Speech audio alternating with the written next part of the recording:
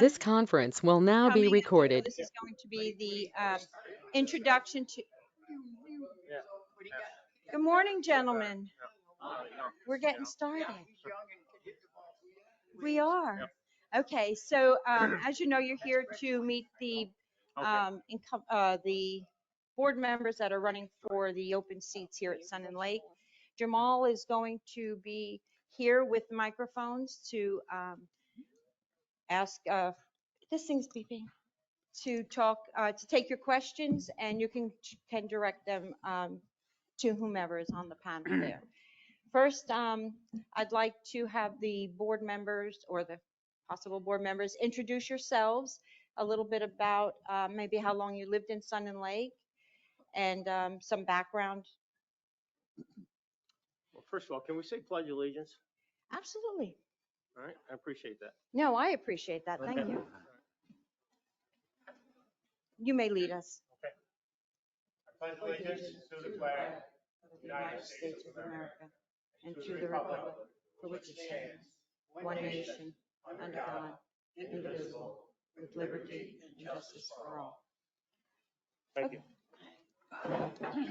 Okay, Mr. Gilpin, if you'd like to start, maybe touch on your history here in Sun and Lake, as well as maybe some past history. And also, I'm going to ask each of you to tell me, we're putting together a time capsule because we're celebrating our 50 years here. And one item that you think that should go in the time capsule that would represent Sun and Lake. You can do the first question first or the last question first. I've got to think about the capsule. That's all right. We can get back to you. Good morning, everyone. My name is Mike Gilpin. I've been in Sun and Lake for 11 years with my wife, Janet. My background in Indiana, I was a general manager of a publishing company for 25 years and with 60 some employees, and then bought my own business and then retired, and then a few years later moved down here. I've been a past board member. I'm rerunning, and a lot of exciting things happening here at Sun and Lake. The growth is phenomenal here. We've got over 300 homes under construction right now, if any of you know that or not. And there's 2 or 3 other projects of 150, 200 homes that will be starting soon, I think. My main focus right now is sidewalks, streets, infrastructure. Sidewalks are kind of tough here in Sun and Lake because it's a little different in Florida than that, but our infrastructure here is getting very old, and as Cora said, we're 50 years old, and some of that has to be replaced. And my main focus, if elected, would be to work on a lot of infrastructure things and other amenities here in the golf community, but basically just making Sun and Lake a great place to live. Now, I don't know, most of you have heard we're the biggest community in Highlands County right now. We just passed Avon Park not long ago. So we got a big community and growing very fast. So I appreciate the opportunity to take questions and be glad to talk to any of you after the meeting or anytime you want to call and ask me questions. But my experience, I think, would help if elected. So I'd ask for your vote if you see fit. And what did you want, Coral? Something for the time capsule? Yeah, I think that would be something that represents Sun and Lake, perhaps, that you think would be appropriate. I don't know. It probably from the past, and it just have to be something to do with the amenities that we have here. So, and I can't specifically think real quick what it is. I appreciate it. Okay. Thank you so much, sir. And thank you. Good morning, everyone. My name is Mark Caramana, and I'm married to my wife, Barbara. And she's always giving me that face, too. I don't know why. anyways, we've been married for 51 years, so I'm truly blessed to be with her. We're Christians, and I tend to lean towards the philosophies that we all have as Christians, God first, and that I put God first above anything.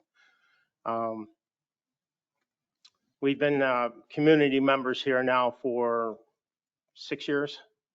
We just built a new home on Myrtle Beach Drive, so we're truly invested in the area. We love the area. We think it's a great area for us to live.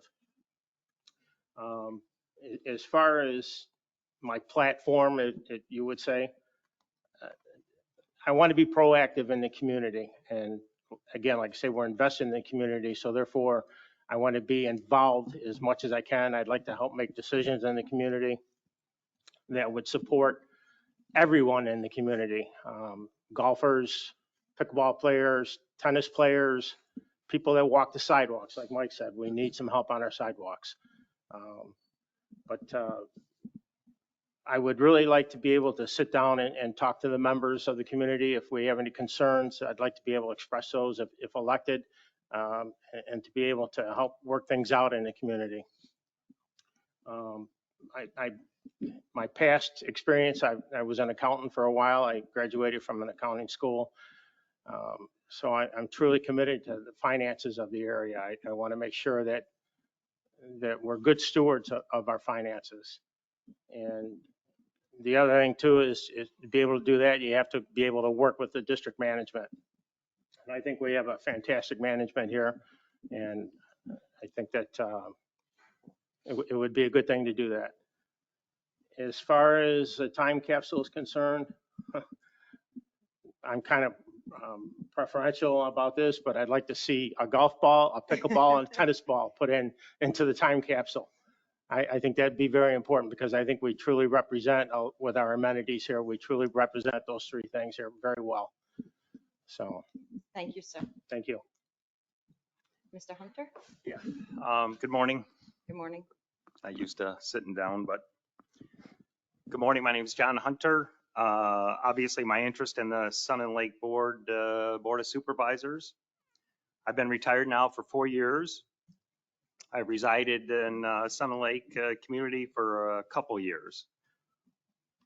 I have over 37 years of experience in industrial and automotive markets, both private and public sectors, accountable for managing between 5,000 to 7,000 people, between 1 to 10 billion in sales. My past experience and expertise are strategic planning, budgeting, capital investments, operational improvements, and P&L ownership. If elected, I can promise you that I would represent Sun and Lake in a professional manner. Also, I would, before making any decisions, I would view and seek everybody's opinions and be a good servant to the community. For those interested, I do have, if you want to give me your name afterwards, I can send you a resume, statement of qualifications, as well as a cover letter. So I have a few things to bring up if interested. If elected, I have potential improvements other than what Boz and his team has already done on the waste and water system, which when you talk about infrastructure, it not only handles the current, but will handle the future needs of the community. I think he's also experimenting with solar street lighting, has been discussed. Obviously, the golf course enhancements to recently done to Deer. I will assure you that if you get a chance, tell Jimmy thank you. I think Sun and Lake's golf course was close to best in class within a 50 to 70 mile range. But I can assure you, with the greens the way they are today, it is the best in the area. So it's impressive. I think Boz and his team are experimenting with road surfaces that would possibly extend the life versus needing any major repair. Restaurants included with potential changes, with adding possibly a banquet, I think is being banquet room that is being discussed.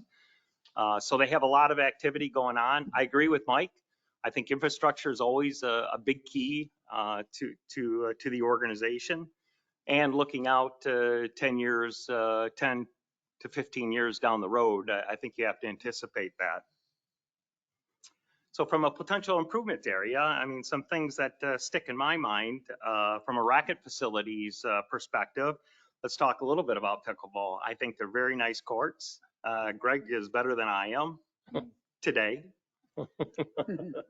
Although I would enhance the wind screens. If you listen to the pickleball people, the wind screens can warrant some attention. Additional screens over walkway area has been discussed also, and these may already be in the works. But also finishing painting the lines on some of the courts and also the kitchen area. I was going to say, if we could save some of those, I have a feeling those questions might come up. Well, I can head them off right now for you, and it'll go. I know. I'd like to give Mr. Norton an opportunity as well. So you want me to quit? Yes. Yeah. Cool while you had, John. I'll give you an opportunity for a closing statement. So I'll quit there. Yeah. But please ask me about a few other ones. But from a capsule perspective. Yes. If nobody's read it, you ought to read it. It's the history of Sebring and the Sun and Lake community and how it became what it is. Mm-hmm. And you're going way back in time. And I think it's important never to forget where it was, how it is today, and where it's going. And I think the history of the Sebring area is paramount to put in the capsule. I appreciate that. Thank you, sir. Mr. Norton? What was the question? Yeah. Did I go more than 3 minutes? I'm Greg Norton. I am currently on the board, been on the board for 1 year and running for re-election. I've lived in Sun and Lake full-time for 4 years. We've owned our property here for 20 plus years now. My wife in the audience, we've been married for 36 years and moved here from Cincinnati, Ohio. My goal for Sun and Lake has been what it is since I've been on the board, is to make Sun and Lake in total have the same reputation as Sun and Lake Golf currently does. And what that means is infrastructure. Our history here has been a very reactive community. John mentioned it, maybe the others. We need to be more proactive, and we've been way proactive this past year. It's not because of the board, it's because of our general manager. We have a strong general manager. We also need a strong board to keep that general manager accountable to what we're all doing. He's very strong and has built a great team and is building a good team. We have to make sure that the board needs to stay as strong so we can all grow this community together. Time capsule. I just think we need to have an address of the first occupied property in Sun Lake. Be my suggestion. Mm-hmm. Well, thank you all. And I guess, Jamal, if you'd like, we could start taking some questions. Does anybody have a question? Please identify yourself, sir. Dave Martin. My wife and I lived here 9 years, went to DC for 9 years, came back, been back for a couple of years. And I've seen that this team we have in place here now is more responsive than we had 9 years ago for sure. It's a great team. And my question to everyone would be, what is your vision and your take on management of them? Is it more hands-on, micromanage, or is it, hey, let them do their job? Which would be your style and how much? I can start, but I think all of us have a different opinion of what micromanaging is. When you have a $13 million business, that what we have, or 14, it's hard to detect what a micromanager is. But if you know what Sun and Lake does and what the state of Florida does, we do not manage anybody but the general manager. The board of supervisors are in charge of the general manager. He runs the place, and we give we set rules, we set, you know, the money and all that. And so I guess that would be everybody's opinion. But with Boz, the last 6 months I was on the board we hired Boz. And I think he would do quite well. And the only thing that the board has to do, like Greg said, is just make sure that things are being done and let him run the day-to-day operations. And that's my feeling of it, because I was a general manager of 66 employees, and I don't want any part of that anymore. That's that was the biggest babysitting job I had in the world. But so I think micromanagement is everybody's different opinion, but I won't be, if elected, in Boz's office worrying about what this employee is doing and that employee, but I will be concerned about where we're spending our money and what we're spending it on. But that's my job as a supervisor. That's my answer. Thanks, Mike. First of all, like I alluded to before, Boz does a wonderful job here, and he's got a great management team. However, I do believe that the board should be involved with the management decisions. Boz is going to bring suggestions to us. We're going to go ahead and we're going to say yes or no, basically, is how it's going to shake out. But I don't believe in micromanaging, but I do believe in the fact that we should be involved in the day-to-day decisions with Boz. So that's how I feel about that. So good question. I believe in both. I think when you have a strong leader, it requires little to no micromanaging. When you have a weak leader, it deserves and warrants micromanaging. I consider Boz to be proficient and a strong leader. So under his direction, I would say it would be very, no micromanaging from what I can experience. I will also share with you that I think succession planning to a Sun and Lake community is extraordinarily important. So in other words, who's the next Boz, and do we have them on staff? And if not, we should be prepared for that. I totally agree with what John just said, and I know Boz has had that plan in place or working to get in place. I can, from an observation standpoint, I've been coming to these meetings for 4 years, and no offense to anyone, but there was a sea change of management style and practice here today that wasn't here 4 years ago. Boz holds his people accountable, but also gives them the ability to make their own decisions. He wants them to make their own decisions. So from that standpoint, I think he's done an excellent job. Again, like I said before, this board up here is to make sure he is accountable to what the board and the community wants us to do. And so far, it's been one good year, but he's a strong leader, and he requires strong attention from us to keep us all on track.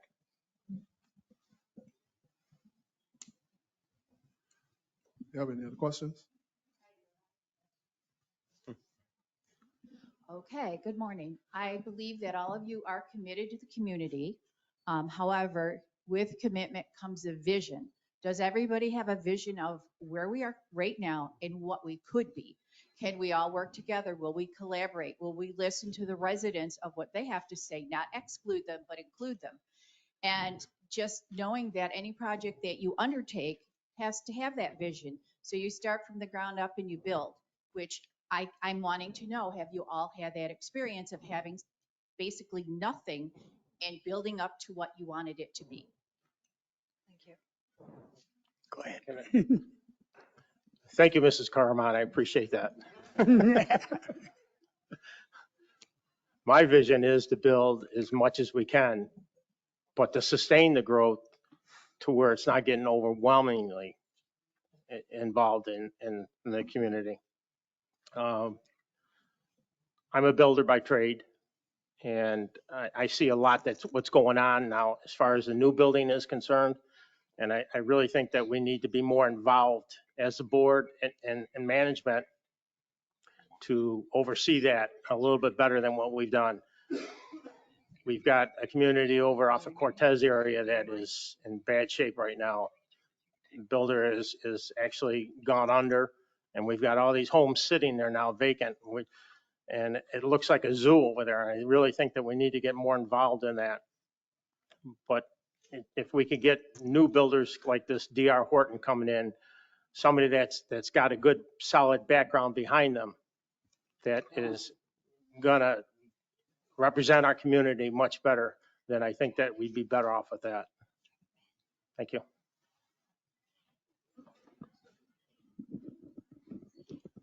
Yeah, so I love the question as far as vision is concerned, vision of the future. So I said this in the last meeting. How many here, if you could think back, have heard of Sun and Lake? You know, unless you met someone here at Sun and Lake, unless you had a relative or friends that came here, you never heard of Sun and Lake. I'm big on marketing Sun and Lake and the Sebring community.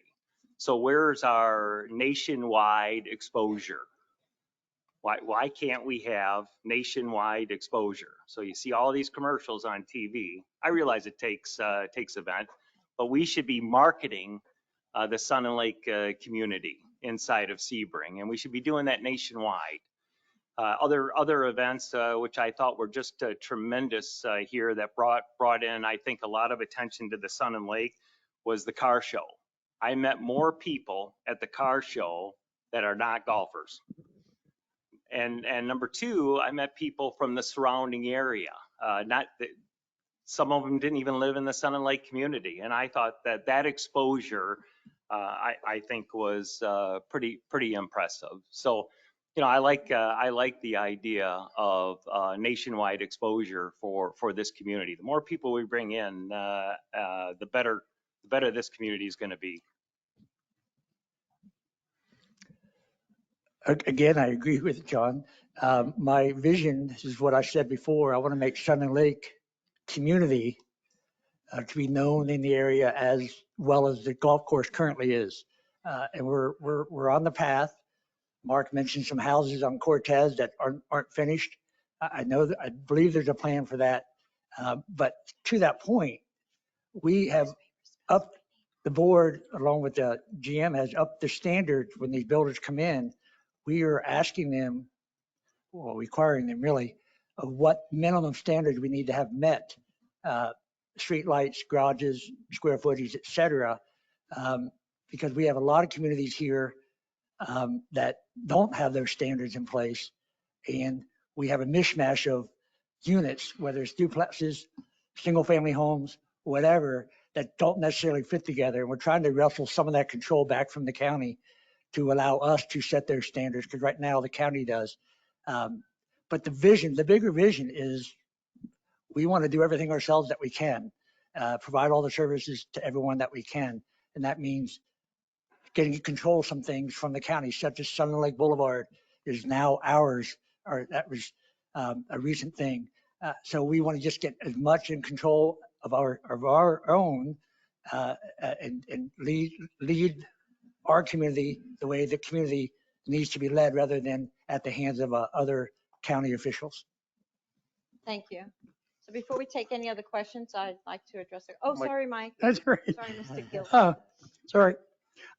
My vision is about the same as the rest of them, but when I go back and look at with the board years back tried to, from the county, change a lot of the housing that's going on right now.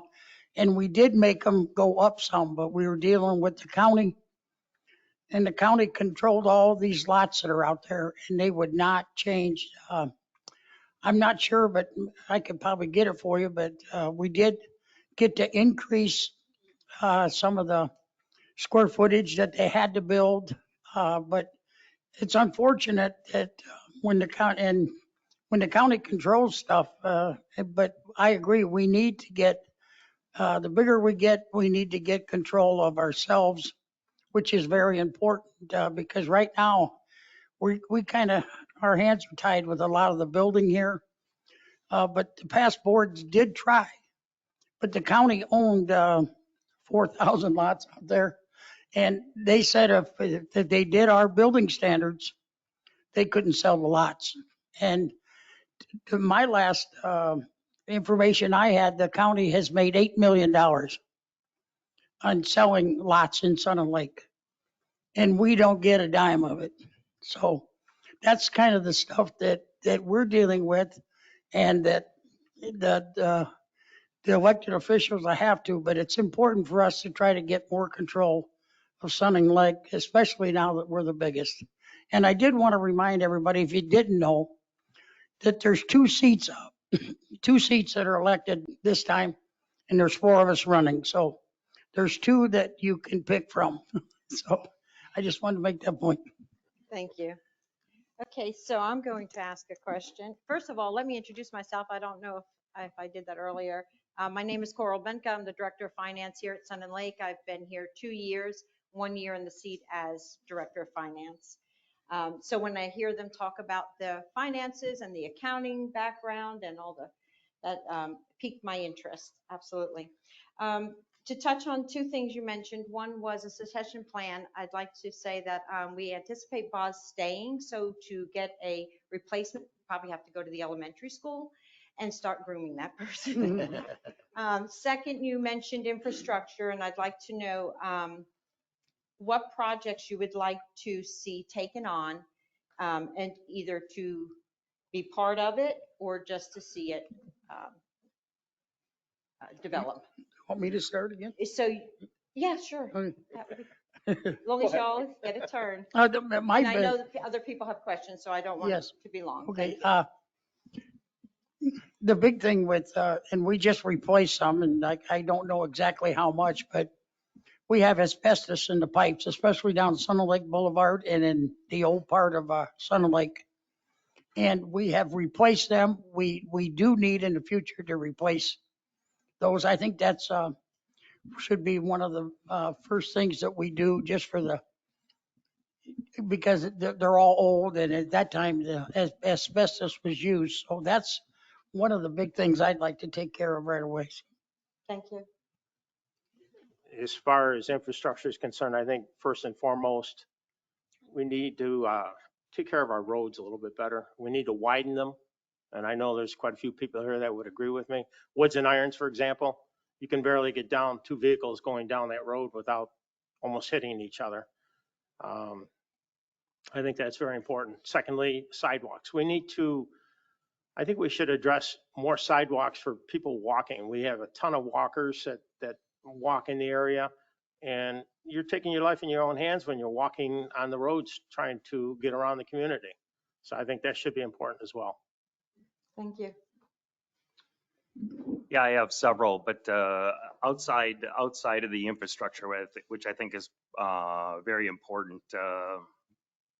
So let's talk about succession planning, since it was brought up.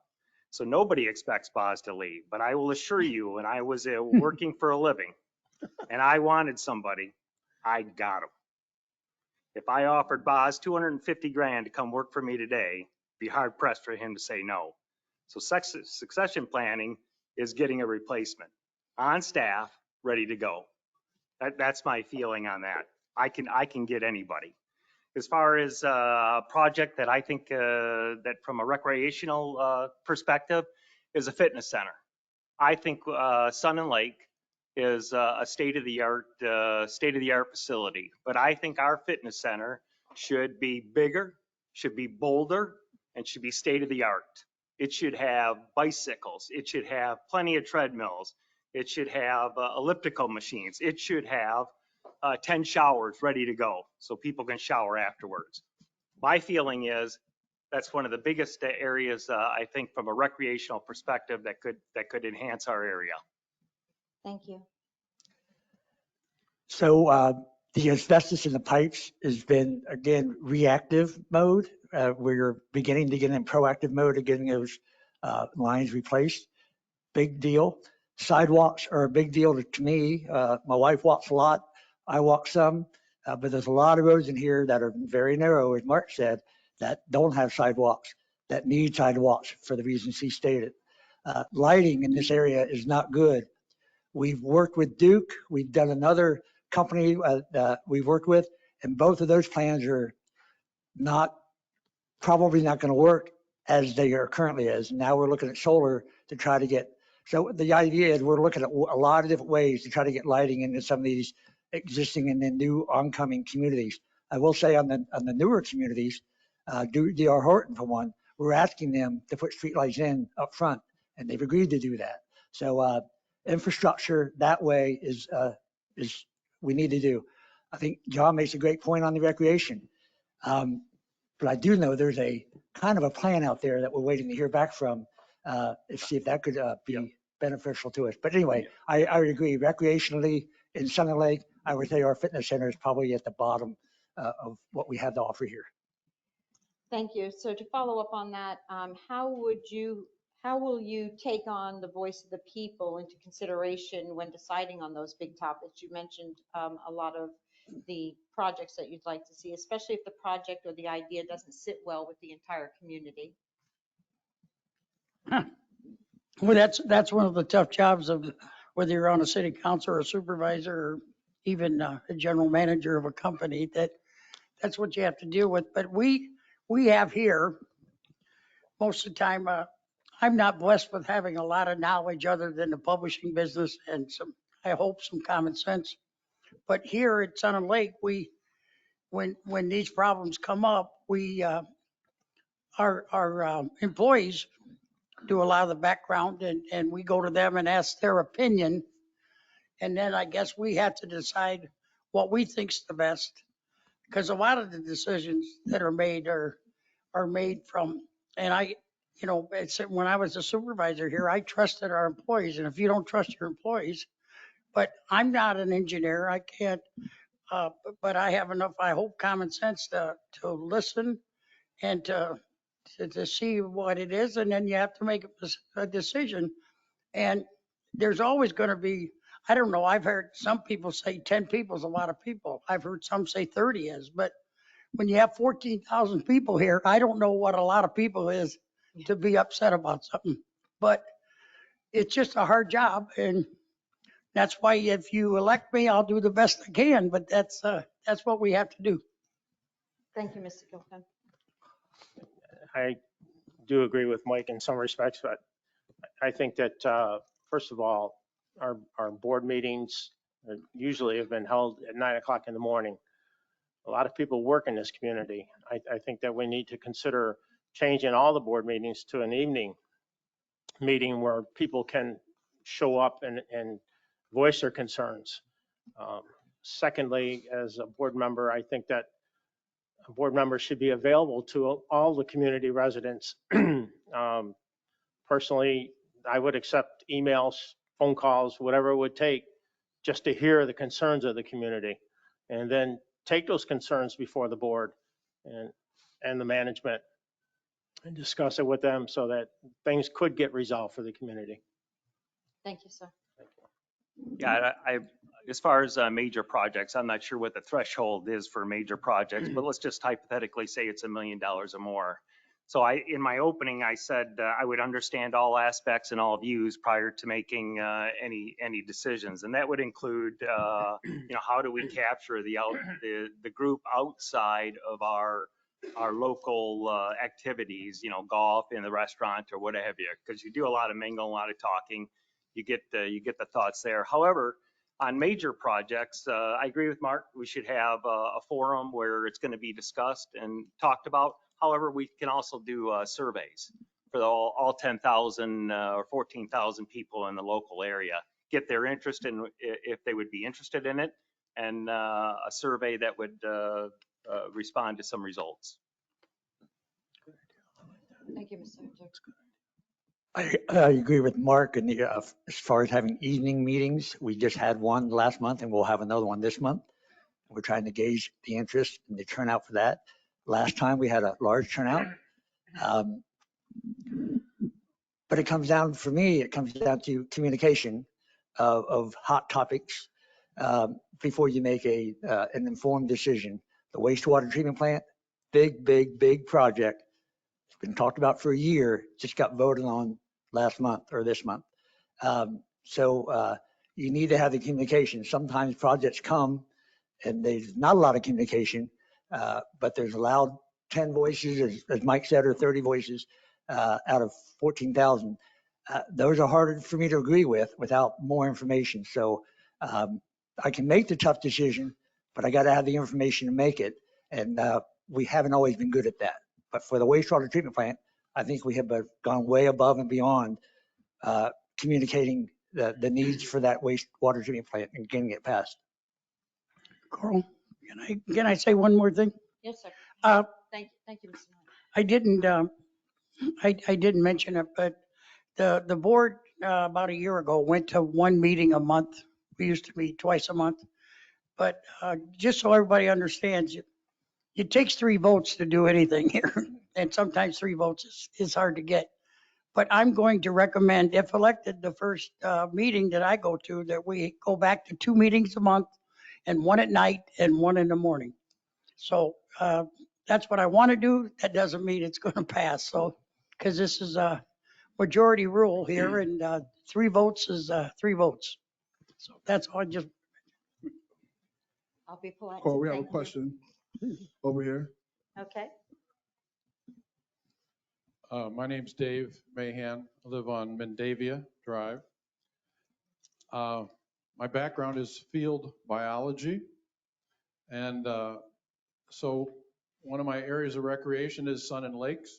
I hike in the preserve and I bike all around the neighborhood. I have been a little stunned at how many houses are going up in areas that, if you remember the hurricane, the last big one, were underwater, frankly. So I'm wondering how the 4 of you, I am not anti-growth, but I also think there has to be reasonable growth. And when I look at the backside of Sun and Lakes, the west side, most of that area should never be developed unless you put in big drains. It's too wet. After every rain, the water's either at the surface or flowing off the surface. So I'm concerned that the development is creeping that way. Is there any plan to look at lands in the whole Sun and Lakes area and decide on their ecological significance? I do volunteer work for the Lake Wales Ridge State Forest, look for rare plants. There's a bunch of them on Sun and Lake that I'm probably the only person who knows about them and cares about them, and that's okay. I'd like to speak for the plants, but I'm concerned, again, John talked about growth. I know John from pickleball. I appreciate that, but I also think there have to be limits. And I think we have to take the natural features of Sun and Lakes into account. So I hope that's a concern of yours, because we do have some special back areas. It's really unusual to walk out your door or get on your bike and be in a pretty wild area in almost no time. Some of those areas are high and dry and can be developed, but others are really too wet to develop unless you put in a significant drain structure, which I would suggest would be a mistake. So I would appreciate hearing how you feel about proper land management, protection of ecologically sensitive lands. And then I'm going to throw in one other thing, because it hasn't been addressed. I play pickleball a lot. I enjoy it. It's really hot at the Sun and Lakes courts. We have no shade. We've created our own, but it's not very good. And I've heard rumblings that, their shade will be put in, but it never does. I'd like to know if there's concern about that as well. We have a really fine racket, not racket club, but our tennis and pickleball facilities are really nice. People come from all over to play. It's good outreach for Sun and Lakes, but we need to, John's point about the rec center, I completely agree with. We need to have a good one, so it's something we're proud about, but I'd say the same for our pickleball courts. Thank you, sir. Who would like to tackle that one first? I guess we had a couple of different topics within that. If I could start, I'd appreciate it. Hey, Okay, all right. As I alluded to before, sir, I think it's very important that we have higher standards of building in this area. I think if we can get the board to work closely with the new builders that are coming in to ensure that there's proper drainage, I think that would be a big help on that. As far as the pickleball, I'm not a pickleball player, so I don't know what's happening with that, but I think the board needs to be more involved as far as making decisions with management on better accommodating the pickleball players. So. Thank you. No. I'll go. Dave, good question. The land that we have, I don't know if all of you are familiar, but going out Ponce de Leon to the back entrance, all that area is conservation right now. We also, since I've been on the board, we give the state all that fenced in area beside that. If you go down that street, that's all state property now. Out by Balboa, that's all state property. We have a lot of conservation land here, and Mark's right. I mean, we need, I think with the builders we got coming in now, they're going to put in streets and they're do things the way they should. But it's a good question, but I am for growth too, but I want responsible growth. But we do have a lot of conservation areas right now in Center Lake, believe it or not. This is a massive place. That's all I have. So Dave, I brought up, I think you walked in a little late, just so you know, but I did bring up the shade in the pickleball areas that needed some attention with the additional, painting of lines for the other courts and the painting of the proper kitchen area. So, I agree. I agree wholeheartedly there. As far as land and growth, land, I think and growth go hand in hand. I'm big on growth, obviously, but I'm also very protective of land preservation. Quite frankly, I'm not sure how that's considered when a developer comes in and takes on a piece of property or land. I'm not sure what the preservation process is. Maybe there isn't any, and maybe it's just what the developer thinks they can do, but it certainly would be a great topic to come up in the future. Thank you. I agree with what everyone here has said so far. Some of the land, Dave, you're talking about out there, I don't know if there was lots available or if there's lots are individually owned now. I'd have to look deeper into that. I definitely want growth. We need growth to support ourselves in doing what we're trying to do, but it does need to be controlled. I know with the wastewater treatment plant, there's study after study after study going on right now about making sure that we're not hurting the environment or if there is potential issues with, say, turtles, that we are developing a turtle area over there off of Menorca to take turtles from areas and put them over there, relocation areas. Again, after studies have been done, we've been approved for that area. And not only that, for here, that'll bring in turtles from other developers outside this area who need to relocate these gopher turtles, I guess is what they're called. So we're doing all that stuff. And I think with new builders coming in, we're in a position to ask and require more than we were in the past when the economy wasn't doing so well. But this area is doing well. It gives us better leverage with any builders to not only ask them to do the minimum, but tell them what we need them to do. And so far they're agreeing to do it. Pickleball shade, I think we have a new director of operations here. And he personally told me that's high on his agenda. So we'll see. Thank you, Mr. Norton. Question? Just a point of order. You said asbestos in the pipes. The asbestos is not in. The Not pipes. in, We I'm have sorry. one small area Right. that is coated. So I don't want everybody going home and getting sick. You're right. I'm It's sorry, not Bev. in, it's coated and there's only very small area. Millions of dollars, though, I think, the last I heard. Hi, my name is Bill Norcross. I'm a resident for 21 years. what I'm concerned about is security. Now, we have projected about 19,000 people here in Center Lake. Right now, we give to the county over $4 million a year.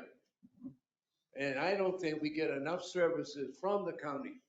Now, how do you people feel about demanding more security, more police patrols, without paying extra money like we did under manager Tanya? She had to pay an hourly fee for a cop to be out there on a street in a car. And I don't think that's right when we're giving them way over $4 million. So how do you guys feel about requesting more from good Representative Karovec? I think he's doing a very good job, but I think something has to be uplifted a little bit. So more visibility with police, that Sun Lake Boulevard is a speedway, and it's ridiculous. I had a woman go by me, she's going about 75 miles an hour. That's ridiculous. So I think there should be more security, and I appreciate how you people feel about it. Thank you, Mr. Norton. Greg, Bill, I can answer you real quick. For me, is that I voted against paying Sheriff Blackman to do that, but he wouldn't do it unless we did. And it ended up, we did pay him because it's one of them three vote things. But they just won't do it. And that's the problem here, controlled by the county a lot. So I think we should have more involvement as far as getting involved with the police department. I think if we insist that they do something about it, and we control the purse strings. If there's an issue as far as paying them, then I think we should tell them absolutely not, that we're entitled to those services. That's why we pay real estate taxes, so that we can get those services. Personally, I had an incident at my other home that I had where I had gasoline stolen right out of my vehicle. And when I reported it, nothing was done about it. So I think that the board should be more involved. Perhaps we need to get the management, Boz or somebody like that, to get Sheriff Blackman involved in it more without having to pay for those services. Thank you. I agree there's an imbalance for what we give to the county for what we get back. And that's been knowledge that I've had for the year I've been on the board. I do know that our general manager has done an excellent job of developing the relationships and communicating with them. Also, our attorney has been dealing with their attorney, and progress is slow, but we're starting to see the tide turn a little bit till we get more back. So it's more of a balanced, we get back what we give. Yeah, Bill, thanks. I think it's a common concern. I don't think it's just you bringing it up in the area. I think I hear that quite a bit from a lot of different people. I think it's probably, I agree, we don't get necessarily, or I don't think we get, let's put it that way. But I think it's a relationship. I think it's a relationship with the county. I think it's a relationship between probably our staff and our board members with the county. And I can assure you that if you're going to go nationwide, you better have a great relationship with the county, and I think that would help bring home some improvements there. Thank you. So I'd like to ask a question. Did you want to go ahead? Good morning. My name's George Puffenberger. I'm not going to stand up. I'm too old. I'm a 31-year resident here. And as John Hunter has said, Sebring has a very interesting background from Mr. Sebring, who started, actually, incidentally, come out of Ohio. The issues you all talked about today have been a concern of just about everybody in this room and those who aren't here. The district has grown since I've been here from about 4,000 people to probably 12,000. The primary issue is, I don't care who's on the board. You don't control your own destiny. Sun and Lake doesn't control our own destiny. We are the only special improvement district in the state of Florida that's chartered by the county. Spring Lake south of us is chartered by the state, as are all other special improvement districts, as we are. There's all kind of improvement districts that have different charters. Mr. Caramano, if I didn't mispronounce your name, I'm sorry. That's fine. You mentioned the area around Cortez. Yes, sir. Well, we can't fix that. The county has to approve all zoning changes. Our code enforcement is bound by the areas who don't have their own enforcements written into the policies when they start, like the preserve and Manor Hill. Those are excellent articles they put in when they were developed. The areas outside of that have to abide by the county code enforcement, which, believe me, are practically none. So the issue of development in the back, I have a long history of engineering. I worked overseas primarily with Philips, one of the biggest corporations in the world, as a project manager, although I'm an engineer. I worked for Corning Incorporated, primarily overseas, building factories. When I was in the district, and I was also on the board a couple of times, and was the operations manager of the district when we had the general manager and operations manager. When contractors would come in, they were responsible for putting their own drainage and infrastructure in. Tanglewood's an example. We sold that land to John Greatduck for $1. He put all of his infrastructure, which is drainage, roads, and everything. We furnished the utility of the water and the water meters. Now, I understand if I'm on time, raise your hand, I'll shut up. Yeah. DR I was Horton's coming in. over to grab the mic, but you're good. DR Just Horton Give us a good is question. out of Polk County is huge. They don't build houses, they build communities. And it's my understanding, might be wrong, that they have purchased 300 lots.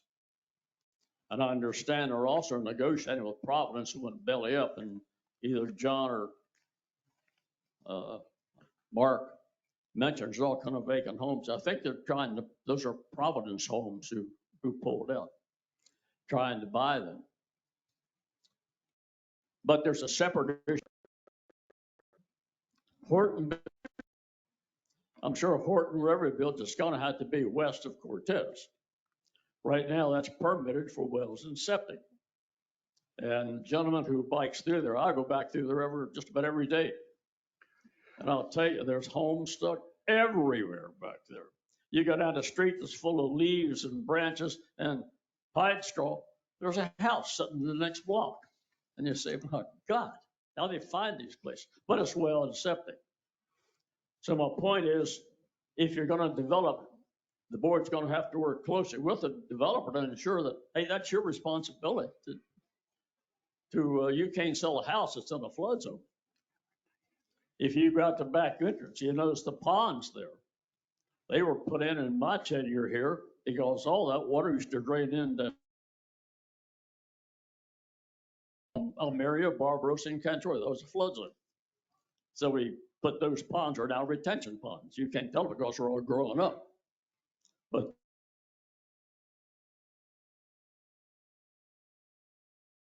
they all and each other and then go west.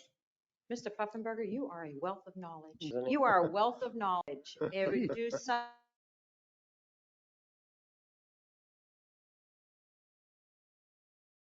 somebody very good to maybe spend Mr. Pfaffenberger to the. Well, I can offer that, John, one controversial. Whomever's on the board, at some point in time, you're going to have to step up and do an incorporation study where we manage our own destiny. Now, people get excited because then the assessments are also added on to ad valorem taxes is based on the value of your property. Well, it doesn't necessarily have to be a stopper, because if Avon Park can make it, if the city of Sebring can make it, and Lake Placid, who were double the size of Lake Placid, why can't we make it? The other issue you have to look at is when John Hunter talks about going we've gone nationwide before. In Gulf Digest and major, people don't come to Southern Florida. It's not an attractive place to be. Stuff have been here already and know it.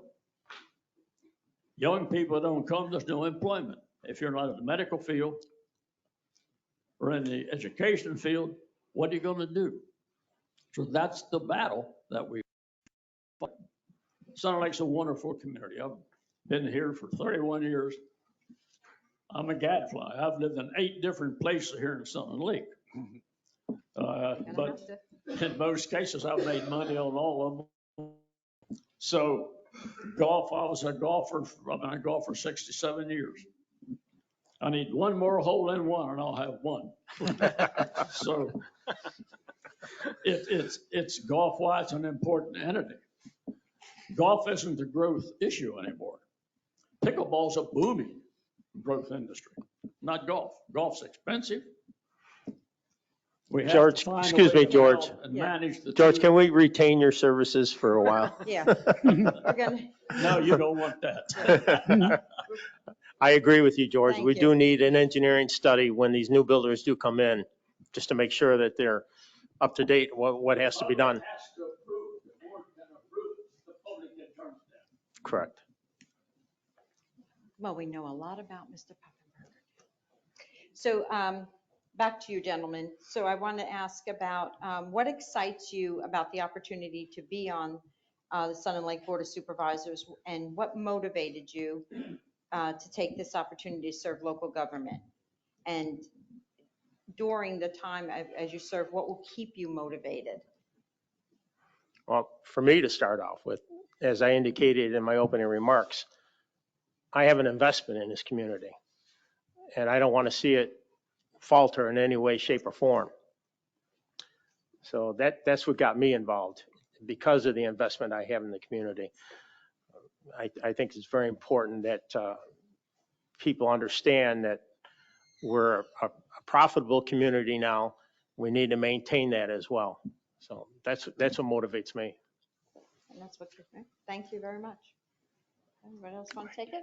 Yeah, I'll, Mr. Hunter? so real quick, I lived in Granger, Indiana, moved there by a little bit of an accident. I considered that to be a hidden gem.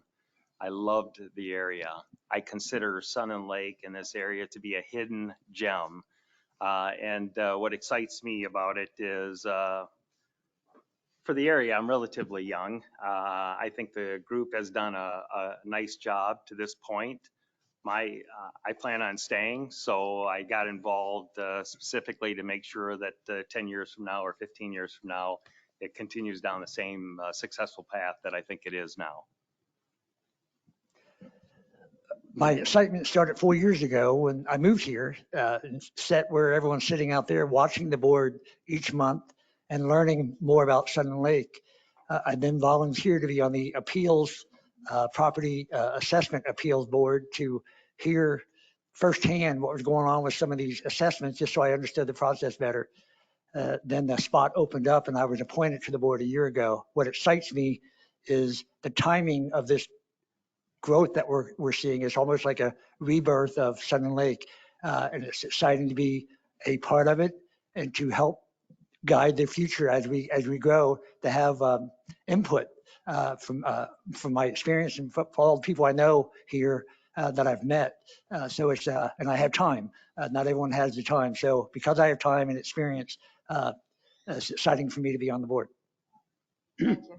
I just would like to be part of the growth of the community. I think it's a exciting time in Sun and Lake's future right now, and I kind of like to be part of it.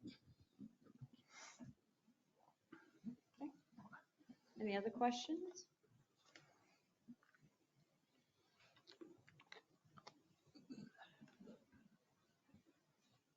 Good morning, Suzanne Wyatt, live over here in Manor Hill. my concern is I keep hearing growth, growth, growth, growth, growth. I don't know about you guys, but I like it here being this quaint little gym instead of having all these other people coming in and building homes that aren't, or whatever the specs are that we have now, but apparently didn't have. And, you know, you see really nice neighborhoods, and then you see a 4 villa building home there. I don't know. I think if we're going to grow, we have to have some consistency and a plan, because it won't be a little gym anymore if we have a bunch of people coming in who don't treat it as a little gym. They'll treat it as, this is just another neighborhood and I'm gonna speed down the road and not respect it. And that's my concern. It's not a question, just a concern. Thank you.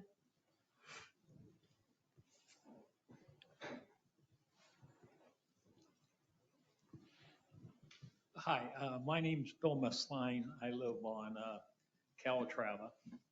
I've been in the community now for about 5 years, and I've attended board meetings routinely for 3 to 4 years. My concern is the consistency of the board. It seems like when I go to meetings, we spend an inordinate amount of time on golf and golf courses. And we have one board member that takes up an enormous amount of time, constantly badgering people and constantly going over and over again about golf. So I am a golfer. I like to golf. I don't think the majority members of the community are golfers. I'd like to know if each of the board members or the candidates, do you belong to the golf club? I'm concerned with the fact that it does take 3 votes, and I don't want to see the board heavily laden with people concerned about the golf course and not about other things in the community. One of the things we found today is there's a lot of questions, and very few of them had to do with golf. Okay? So I think more people would attend meetings if we had less discussions about the golf course, and if it was concise and complete. So my question is, how do you feel about the golf course and how much attention it gets? And are you a member of the golf course? Thank you. Bill, I'll be first start. I am a member of the golf course, but I do believe that the golf course is our main attraction in our community. And I think that we should support the golf course as much as we can. I'm sorry that people don't feel the same about the golf course in the community, but I think it's very important that we do support the golf course.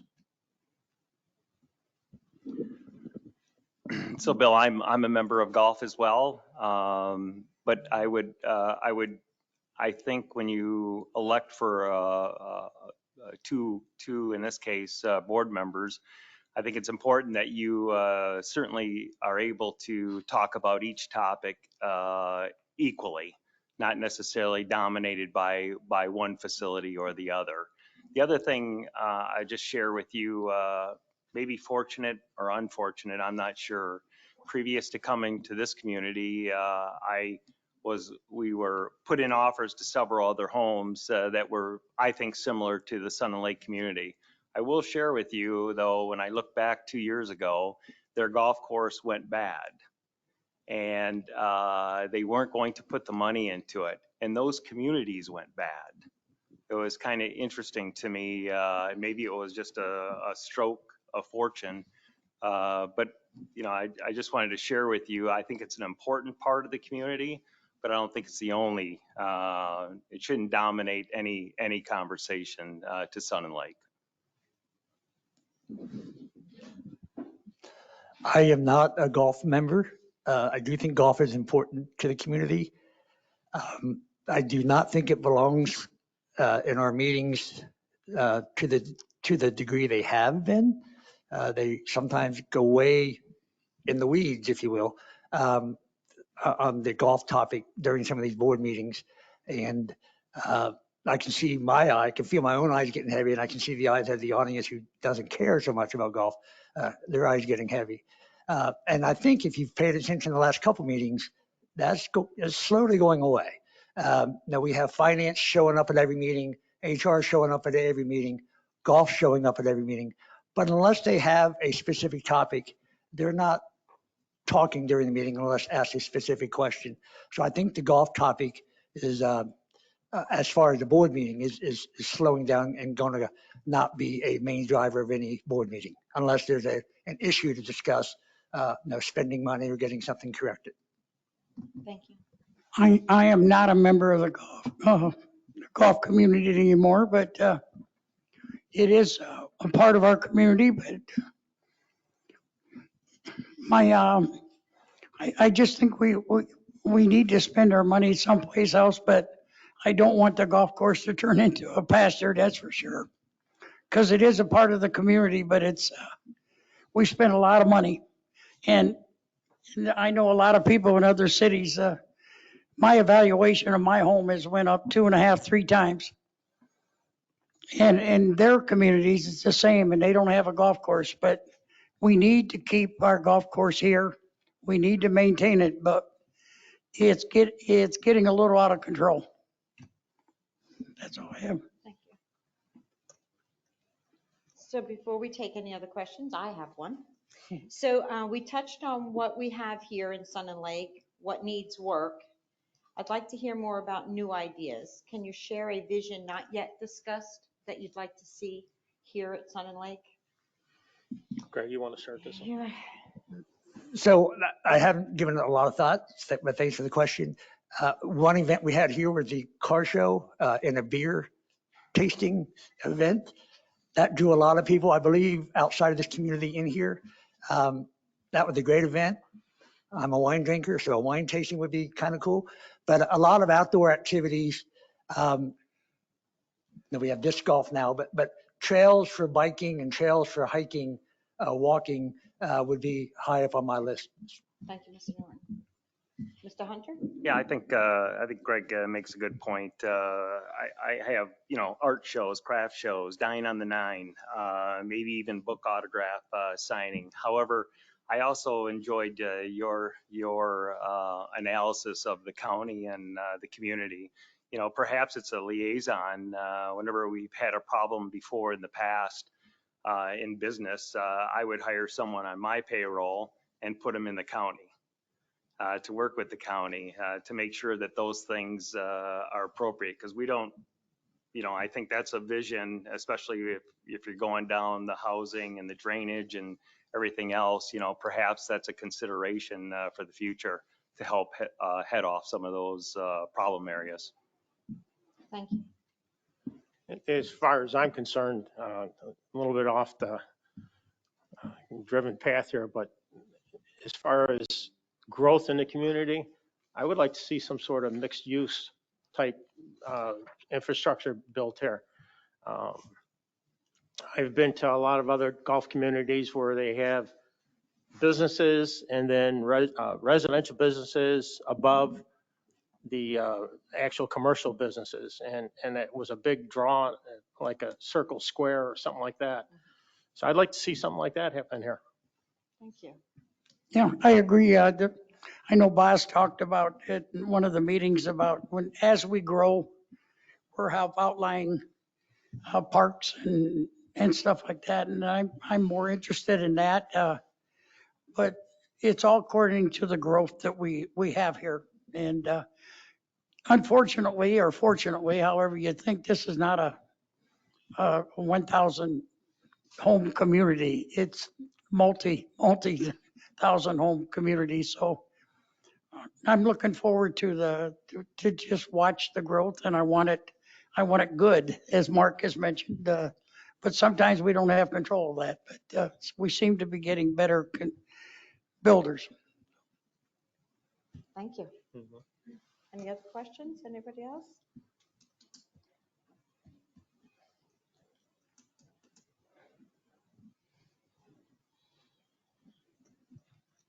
Is there an existing plan, like a 5-year plan for asphalting the place in, this section and this section and that section? Is there a plan for addressing drainage problems now and future in place? I mean, it might be a dumb question, but is there even one in place for now? Well, I think just recently, I think Boz, that's probably a question Boz could answer better, but I remember a year and a half ago or so, we did a lot of drainage all the way out to, um, all the way out to the park. And drainage, I think, will be, as we grow out that way, will become more important. But I know Dan Stiegel, who was our interim general manager, did a lot of work in drainage out towards Balboa and that whole area out there. But I'm sure it's on the radar, but it's a question we can ask Boss. But drainage is a big problem here, or will be if we don't address it. Yeah, I think so. Yeah, that was my biggest concern when I said that we need to be more involved with our roads here. Again, that like Mike was saying, it's something that the current board and the current general management would happen to know about. Personally, I don't know about that right now, but I would like to get more involved with it. That's one of my biggest concerns are the roads here. Yeah, so I think it's a good question. When in the world of business, we were big on having a 5 and a 10-year business plan. It doesn't mean that you abide by it, but you have a plan. When I asked Boz if he had a 5-year plan, he assured me they did. I haven't seen it, I haven't viewed it, but I was pretty excited to hear. I'm not sure if that was always the case here in this community, but you know, I think as far as having a plan, I think it's out there. I haven't seen it though. As a current board member, I can say, yes, there's a 5 and 10-year plan that Boz has created. Again, it's dynamic, it can change, but there's a vision out there for the next 10 years. And I'll give you one example is the road. We have 80 something miles of roads here. Well, if the road lasts 18 years, how many miles of road do you have to do per year to keep it maintained? And Boz came up with that plan and it's being executed. We know we have to do 3.4 miles a year to stay on pace. That's Boz. And I'll give some credit to the previous board, but that's Boz. And it was not done before, John. We were very reactive. And this is some of the proactive that Boz has brought to this community. Thank you. I'd like to talk a little about community engagement.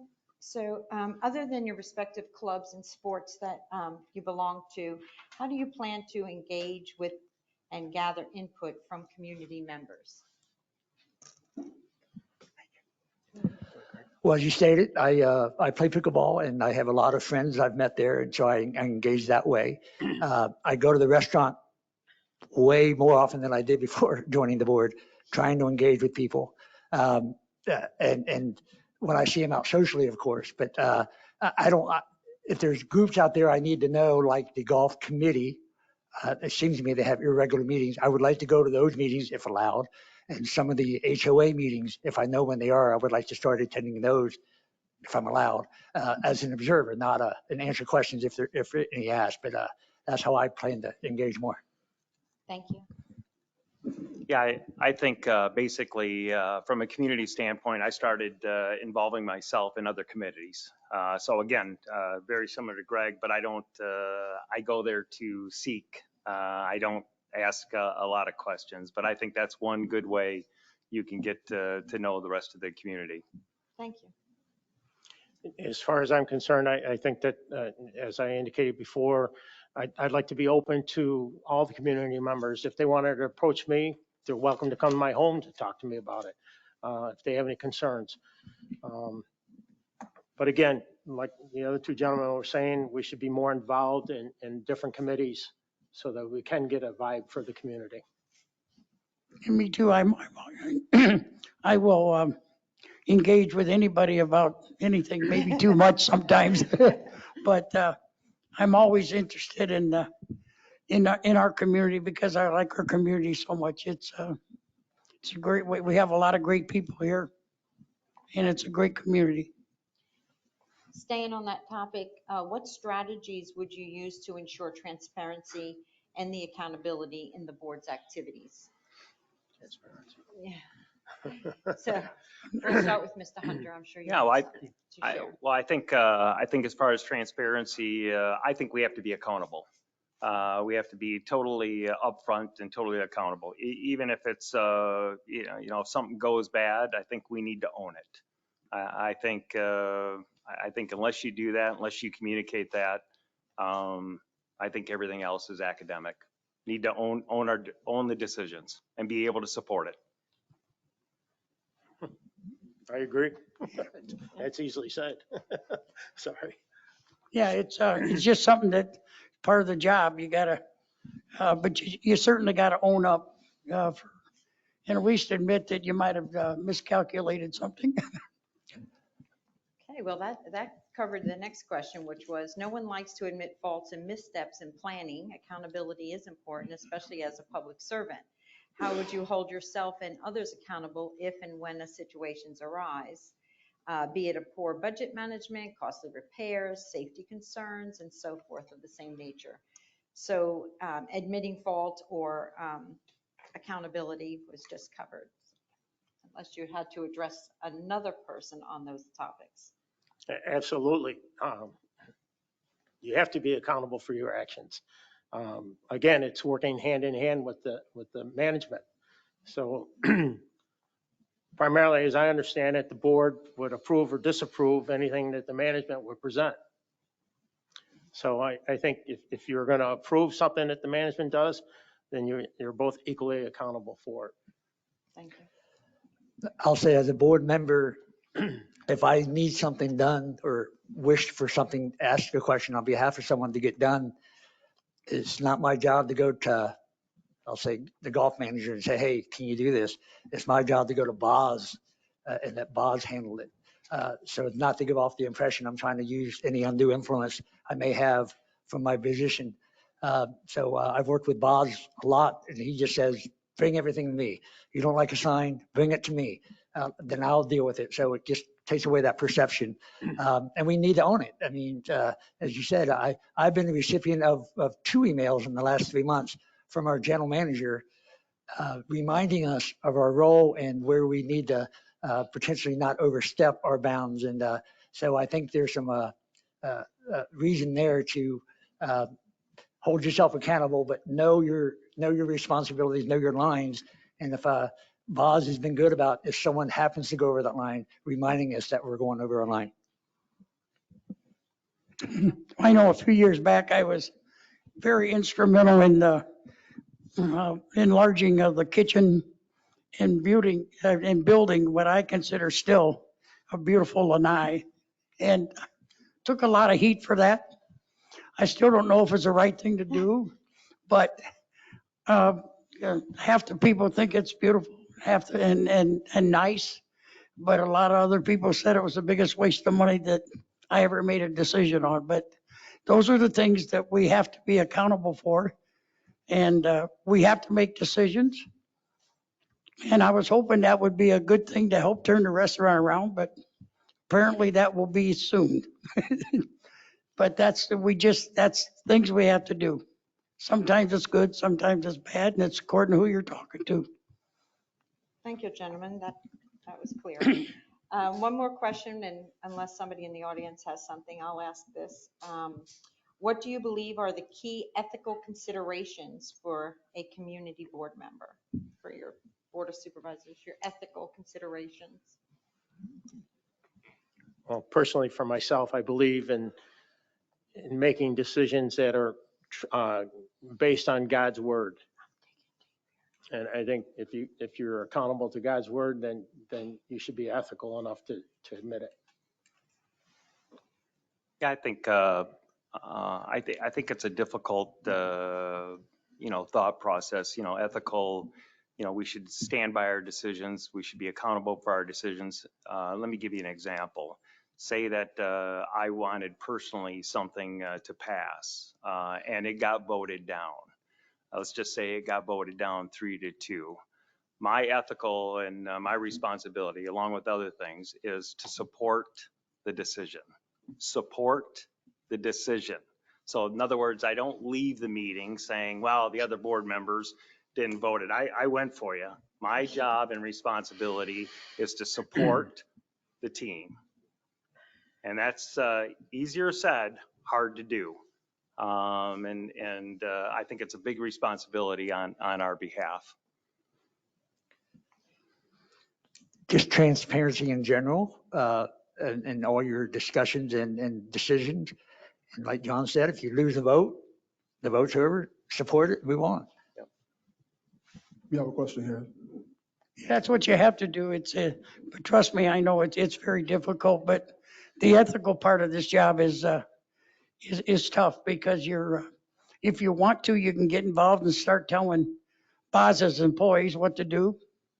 Because they are Boz's employees, they're not ours, but sometimes that's, supervisors lose perspective of what their job really is. And it's a difficult job because we all want, whether we agree or not, the best for the community. It's just we all have a different idea how to get there. So, Thank you. and sunshine laws are very difficult in Florida.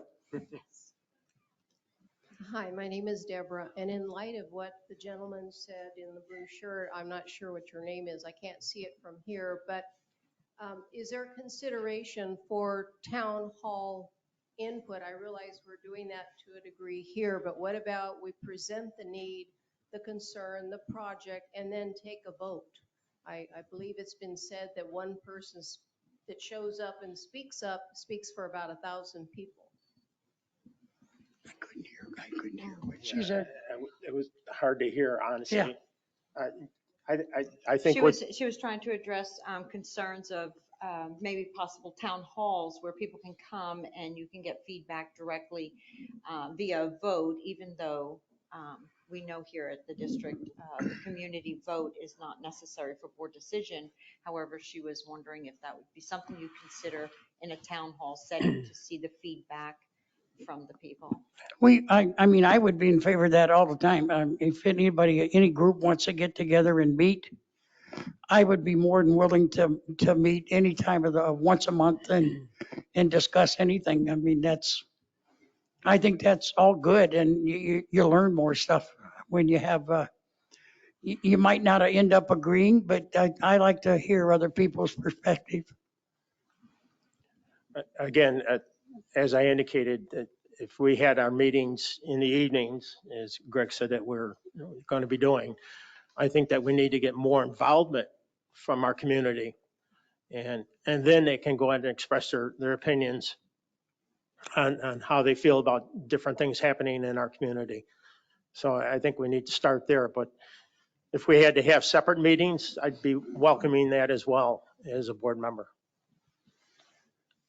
Yeah, I think town halls are a great way to understand the community's concerns. I'm not sure what the threshold is.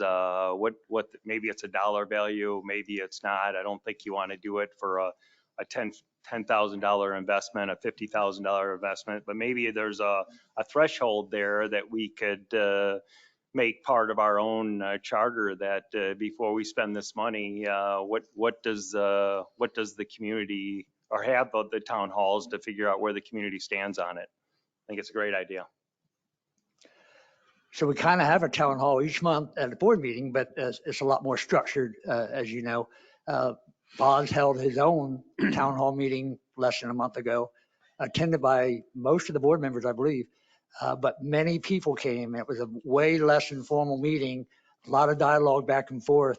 And I believe, he'll have to speak to it himself, but I think he thought it was successful, that he would like to do that at least multiple times a year. So that's another aspect. As far as voting and having that vote mean something, I'm not sure in their current charter that would be allowed, but certainly opinions could get out there then. Thank you. Any other question? Yeah, real quick. I appreciate you all taking time to address our citizens. I'm Ray Bossert, your general manager. First, I'm humbled by the great comments. Thank you very much. Thanks to my citizens very much. Well deserved, Boz. Well, thank you very much. Good, but it is a team. I got 160 plus employees. I take care of every one of them. I advocate for every one of them, but I hold every one of them accountable. And they work for y'all. They work for my board. So It's not just me. I'm just the guy that's cracking the whip. And that's fine. I enjoy doing that. There are some governmental, there's been some questions here. There are some definitely governmental handcuffs that Florida puts on us, rightfully so. And it's good when you have those educated, trained individuals running your district that knows those rules. That hasn't been the case in the past. So to the point of town hall votes, town hall meetings, gathering the 5 supervisors in a gathering to discuss stuff. Obviously, there's some sunshine rules that we have to follow. There's the ability to discuss outside of meetings. There's a lot of handcuffs, but there are workarounds. There's the general manager mixer like we did. There's the ability to have a more dialogue during an agended board meeting, not on a hard topic of golf or something. But we have those workarounds, and I'm open to that, and I definitely work with my boards on that. What I would like to do, and this threats to prompt it, kind of a speed round, yes, no, or maybe. And I ain't gonna punk you all out here. It's not to hold you to it, but there's been some ongoing questions this past year I've been here that I know my board's aware of them, but I would like to get a sense of you all, for these citizens here, of your just, ad hoc answer to these 10 things. So I'll start with Mr. Gilpin. Yes, no, or maybe. A larger pool for Sun and Lake. Maybe. Let's go right down the line. Yes. Maybe. Yes. A banquet hall for our facilities at our clubhouse. Start back here. Mr. Norton. Maybe. Maybe. I say definitely yes. I would probably right now be a no. Okay. Is it time to become a town, city, or village for Sun and Lake? Mr. Gilpin. Say it again, I'm sorry. Is it the time to become a town, city, or village for Sun and Lake? Mr. Gilpin. Yes, town, city. I'm sorry, Boz, I can't quite hear it. I'm sorry. Is it the time in our 50 years plus to transition to a actual town, city, or village and leave the days of Sun and Lake Improvement District? I say yes, we should transition to at least a town environment. Yes. It's time to consider it, yes. Okay. The creation right now, we have one standing committee with citizen involvement, the golf committee created by our board. Is it time to expand to other committees with citizen involvement to bring things to the board? Recreation, infrastructure, public works, public safety. Mr. Norton. Yes. Absolutely. Yes. Yes. Is it time, either in the near future, as we expand, responsible build out for another golf course? Mr. Gilpin. Maybe. No. No. No. Okay. A multi-use complex. Is it time to build one? Dance hall, meeting area, a game area, similar to what Tanglewood has over here. Mr. Norton. No. Maybe. Yes. No. In your opinion, is our staff the right size for what we have to do as a district? Mr. Gilpin. Yes. I think there's room for growth. No. Maybe. Okay. A lot of questions here. We never had one. We had a fire department. Do you think it's time for Sun and Lake to create its own police force? Mr. Norton. Yes. Maybe. Definitely yes. If we become a city, yes. And lastly, an innovative, more digitally enhanced driving range to drive in revenue, as well as a different type of member, non-member golfer. Mr. Gilpin. No. Maybe. Yes, with a short game. I'm a maybe. That's all I got. Thank you very much. Thanks, Boz.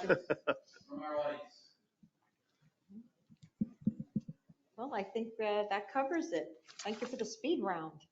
So if you'd like to make some closing statements, and then we can give it a wrap. Are we good with that? Thank you. Okay.